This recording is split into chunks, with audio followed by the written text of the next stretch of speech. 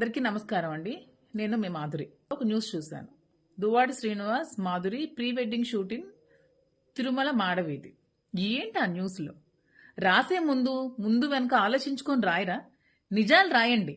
అంతేగాని మీకు తోచింది, మీకు నచ్చింది ఏదో ఇతరుల మీద బురద చల్లాలని ఇష్టం వచ్చిన వార్తల్ని రాయడం అనేది చాలా తప్పు.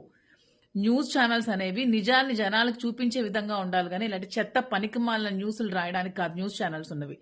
నిజంగా మేము ప్రీ వెడ్డింగ్ షూటింగ్ తీసుకుంటే మీరు రాయాలి. సో ఇదే శారీలో కదా నాకు చూపించారు.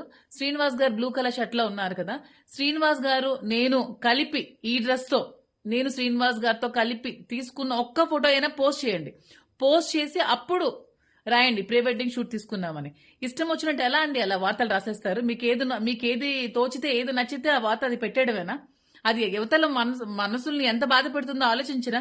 ఇది నా ఒక్క దానికి కాదు, చాలా మంది భక్తుల మనోభావాలను దెబ్బతీసే వ్యాఖ్యానాలు చేశారు మీరు. ఇవి చాలా తప్పు. ఇలాంటి తప్పుడు ప్రచారాలు మీరు చేయకండి. చాలా చట్టపరమైన చర్యలు ఖచ్చితంగా తీసుకుంటాను. ఇది నిజంగా అయితే మీరు నిజంగా ప్రూవ్ చేయండి. నేను ఏ శిక్ష వేసినా దానికి రెడీగా ఉంటాను. ఎదుర్కోగలిగితే దువ్వాడి శ్రీనివాస్ గారిని ధైర్యంగా ఎదుర్కోండి. అంతేగాని ఇలాంటి చెత్త న్యూస్లు పనికిమాలిన న్యూస్లు పెట్టి ఇలా డీఫేమ్ చేయాలని ట్రై చేయకండి. నిజంగా మీకు దమ్ముంటే దువ్వాడి శ్రీనివాస్ గారిని డైరెక్ట్ గా ఎదుర్కోండి. అది మీరే చేశారో మీ వెనక ఎవరైనా ఉండి నడిపించారో వాళ్ళకి అందరికీ చెప్తున్నాను. మీరు ధైర్యంగా ఫేస్ చేయాలంటే నన్నైనా శ్రీనివాస్ గారినైనా ఫేస్ చేయండి. అంతేగాని ఇలాంటి ఫేక్ న్యూస్లు ఫేక్ వార్తలు పెట్టి జనాల్ని మభ్యపెట్టకండి. ఎందుకంటే తిరుమల తిరుపతి అనేది చాలా పవిత్రమైన స్థలం. దీన్ని ప్రజలు చాలా పవిత్రంగా భావిస్తారు. ఇలాంటి చోట్ల ప్రీ వెడ్డింగ్ షూట్లు అవి ఇవి అంటే వాళ్ళ మనోభావాలు కూడా దెబ్బతింటాయి.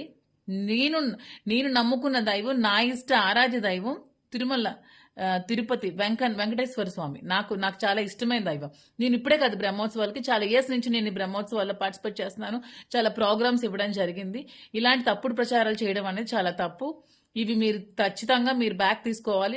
మీరు అపాలజీ చెప్పాల్సిందే. లేదంటే నేను చట్టపరమైన చర్యలు ఖచ్చితంగా తీసుకుంటాను. నేను కేసు ఫైల్ చేస్తాను. For more videos like this, subscribe Big TV channel.